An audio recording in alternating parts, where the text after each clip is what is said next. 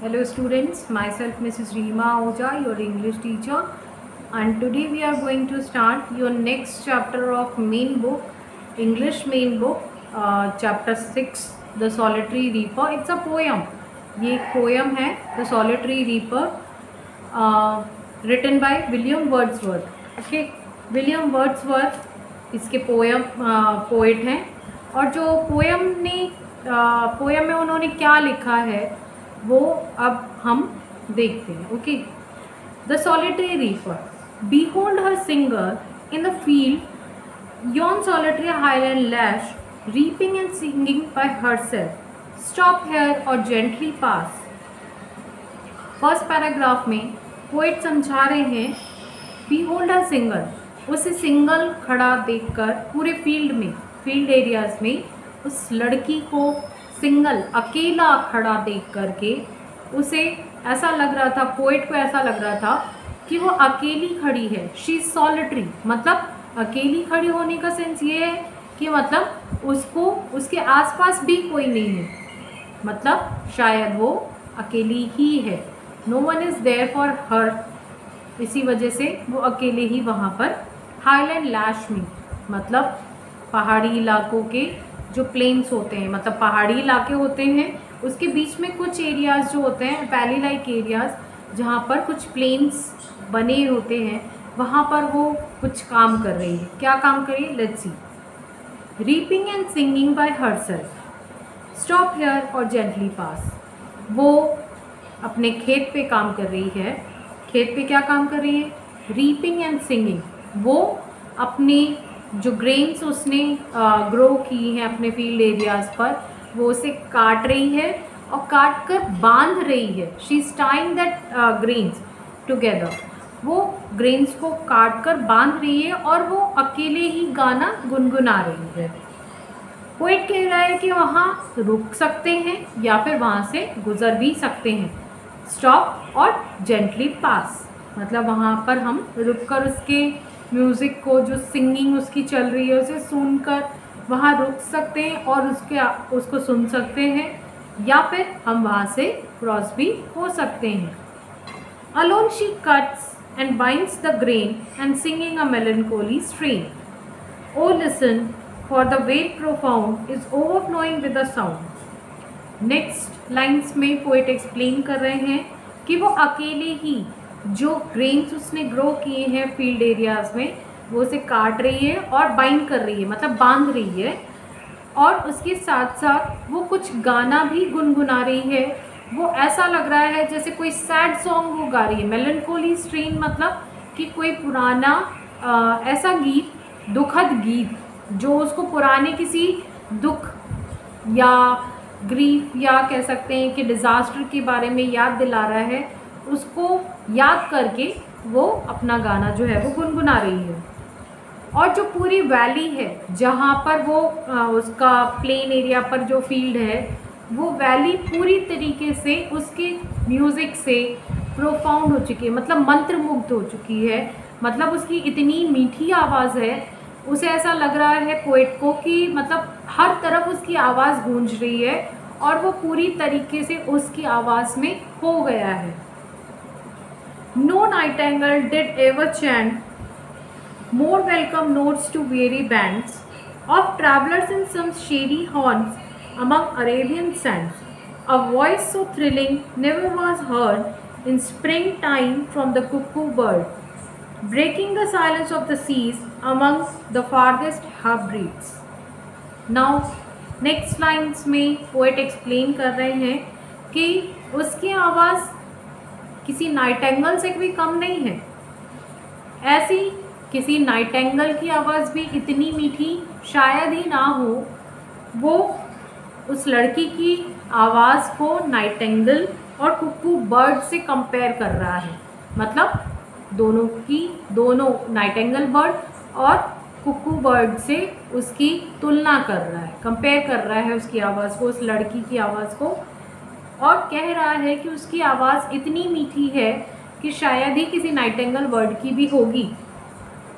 जब भी हम अरेबियन एरियाज़ में ट्रैवल कर रहे होते हैं, अरेबियन सैंड्स में ट्रैवल कर रहे होते हैं, तो नाइटेंगल की आवाज़ ही हमें ऐसा लगता है कि मतलब थोड़ा प्लीजिंग लगती है, क्योंकि वहाँ सब हर तरफ रेत ही रेत होती है।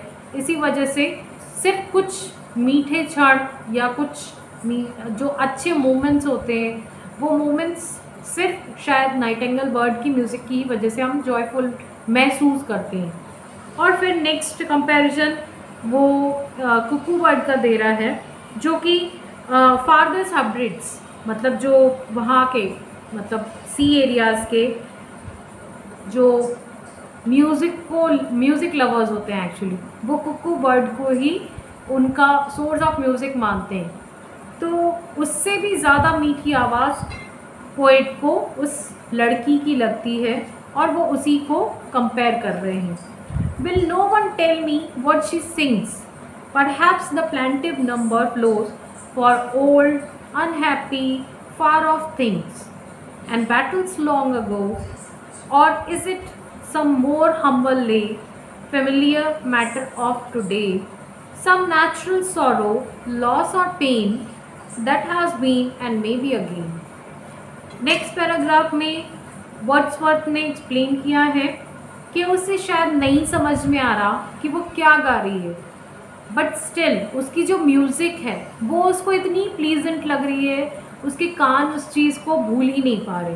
He is completely profound, means वो इतना ज़्यादा उस चीज़ में खो गया है, या कह सकते हैं कि वो इतना ज़्यादा इन्वॉल्व हो चुका है उसकी म्यूज़िक में कि उसे ये नहीं समझ में आ रहा कि वो क्या गा रही है, वर्डिंग्स क्या हैं, किस चीज़ को रिलेट कर रही है, वो उसके जो वर्ड्स हैं, जो शब्द हैं, वो क्या कहना चाह रही है, वो नहीं समझ में आ रहे उसके पोएट के। बट जो म्यूज़िक है वो उसी में ही खो चुका है और वो चाहता है कि वो म्यूज़िक कंटिन्यूअसली वो सुनता रहे।